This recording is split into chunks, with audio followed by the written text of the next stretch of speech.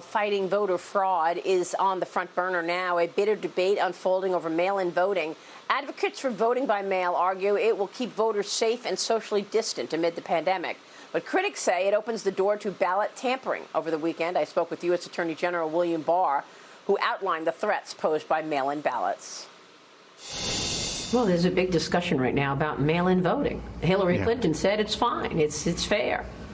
Well, it absolutely opens the floodgates to fraud. Those things are delivered into mailboxes. They can be taken out. There's questions about whether or not it even denies a secret ballot, because a lot of the states have you signing the outside of the envelope. So the person who opens the envelope will know how people voted. There's no, right now, a foreign country could print up tens of thousands of counterfeit ballots and be very hard for us to detect which was the right and which was the wrong ballot. So I think it can upset and undercut the confidence in the integrity of our elections. If anything, we should tighten them up right now. My next guest has filed a lawsuit against California Governor Gavin Newsom to block the state from expanding mail-in voting. Joining me right now is former California Congressman and now congressional candidate himself, Darrell Issa. And Congressman, it's always a pleasure to see you. Thanks so much for being here.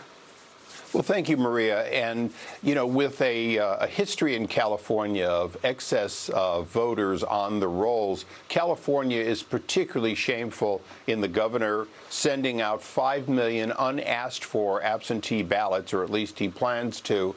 You know, in Los Angeles alone, when they were sued and challenged on never cleaning up their rolls, they had over 1 million voters that had to be removed because, of course, they didn't really exist.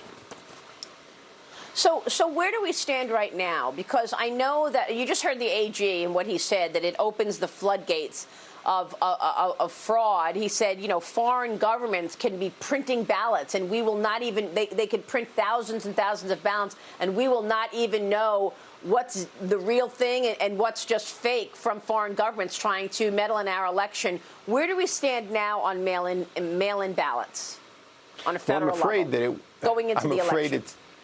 I'm afraid it's Gavin Newsom and the Democrats that are going to be printing those fake ballots. They're not cleaning up the voter rolls. They intend to send those 5 million excess, unasked for. Many of these people have never voted. They were just registered through Motor Voter. They intend to send them out, but they're doing worse than that. They've just passed a bill, it's on the governor's desk, that actually allows for voting for 17 days after the election. 30 days before, nearly 30 days before the election, you can begin voting, but they're allowing for 17 days afterwards, basically to find out how many votes are needed and go get them. Unbelievable. That is unbelievable. So can the administration do anything about this? Well, there's a real question about whether or not those 17 days will, in fact, create an invalidity. Prior to this time, you had to be postmarked by Election Day. You could be received afterwards, but you had to have an outside government agency. But with voter harvesting in California, basically, union thugs will go and get these things maybe for weeks after the election, and questionably where they get them from, because they're going to be mailed to dorm rooms where the students aren't there. There's going to be several million ballots just sitting around waiting to be filled out. That's unbelievable. We'll keep watching. This is such an important subject going into the election. But I want to turn to the other election meddling that we're talking about this morning, and that is the Russia probe. During my interview with AG Barr, I asked him about accountability for elected officials. You were there as an oversight chairman. Listen to this. Adam Schiff is an elected official, the chairman of the Intel Committee. When these guys speak, you stop and listen.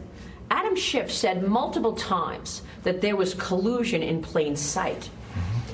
Is it no accountability for an elected official, someone that the public obviously trusts just by their resume, to say one thing in a closed-door situation when you're under oath, like so many in the Obama administration said, we have no evidence of collusion.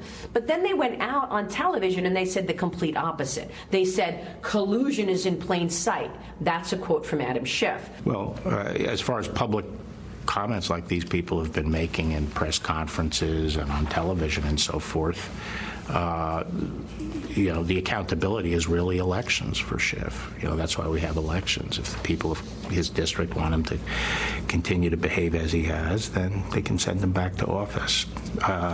It is infuriating, and it's the same phenomenon I discussed with the media, which is the media misled the American people grossly over a long period of time with exaggerated claims and misinformation, and they haven't been held accountable.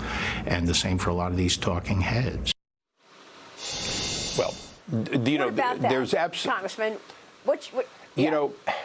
Unfortunately, we don't hold people who lie under oath in front of Congress accountable. And to be honest, Adam, who came into Congress, we came in together in 2001. His history was that he was for law and order and the rule of law and not impeaching people without a good reason. He's done a 180, and his willingness to flat lie and then stand by that lie even when it's proven to be wrong is very disappointing. He is, by the way, in a very safe Democratic seat, and perhaps that's the reason that he can be Nancy Pelosi's right arm on these kinds of, in this case, part of an attempted coup of the president. Well, I mean, shouldn't it be that there's accountability here? For 3 years, he said there was collusion in plain sight. He misled the American people. We know now there was no collusion after spending $40 million plus on the Mueller report, after 3 years of the country being in hysteria over this. Where's the accountability? Is anybody going to ask him, where is the plain sight? Well, there's no question at all. If you're an independent voter in his district, you've got to be angry as can be that you've been misled. And so even if you would tend to vote for a Democrat, it's a great time to vote for his opponent and send a strong message that there is a point at which politicians have to be held accountable. It's one thing to say one thing and do another. It's another thing to outright lie about classified information that the American people will never see in most cases, and as a result mislead them into believing and losing confidence in their government. This is shameful. He should apologize. He certainly should be defeated in the ballot box. But I'll tell you, it's going to take a lot of independent voters in his district to do it, and I hope they will. All right, Darrell Issa, great to talk with you this morning. Thank you, sir. We will keep watching all of these developments, particularly that mail-in voting situation.